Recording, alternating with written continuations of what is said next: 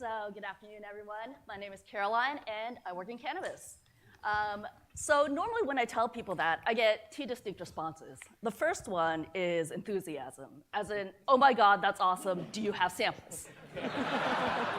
The second, more common response is sort of this awkward silence, followed by some comment like, wow, you and your coworkers must be really relaxed all the time.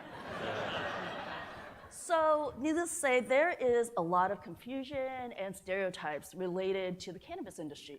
So I'm here today to talk about how I ended up here, what the industry looks like today, and how we can kind of think of the industry moving forward. So my journey started, as all great things do, at Haas, with my EMBA 2015 classmates and a trip to Seattle. So about a dozen of us had decided to go up to Seattle so we could visit some companies like the Gates Foundation, and this is us at Amazon. And Washington State had recently legalized the adult use of cannabis. So in addition, a couple of my classmates went to a dispensary. And someone bought me a pot cookie. So I had never used cannabis in my life, but I'd spent 10 years working in CPG and food, so I started kind of looking over this product. The branding was okay. The product itself wasn't really great. There was no ingredients listed on the packaging. And most surprisingly of all, this cookie, which was like literally the size of an Oreo cookie, cost $12. So I was really intrigued. And I started to think, how can someone bring in the principles of an artisan food business into the cannabis space? So 6 months later, I had kind of graduated from Haas, where I worked on various projects in cannabis. I'd also gotten my medical recommendation, so I could go into dispensaries and look at the competitive environment, the different products that were on offer, and I kind of concluded things were a mess. But that didn't really scare me off. I was actually really kind of excited about the opportunity available in the space. So graduating from Haas, I need to figure out what to do next. I didn't know if I was going to continue working in food, or if I was going to explore cannabis, or if I was going to join a big CPG company. And one day, I got really lucky. I was looking at Indeed.com, and a position popped up for a company called Bloom Farms. Now, this was a company that was very different from the ones that I had encountered at the dispensaries I visited. It had fantastic packaging, a really great website. They had a core mission and values, and they even had a one-to-one program to give back to community. So I applied to the job, and 6 weeks later, I was the project development manager at Bloom Farms. Now, working at Bloom Farms was great. These are some of the products that I worked on there.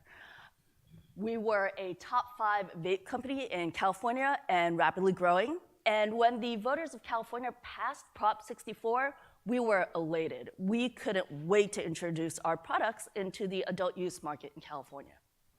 So on December 31st, 2017, we were licensed and we were ready to go. We knew that California was going to be the largest legal cannabis market in the United States, but we weren't quite sure how that was going to happen. So on January 1st, we legalized, and in about 2 weeks, we actually started to realize that regulations really, really suck. And this is for a number of reasons.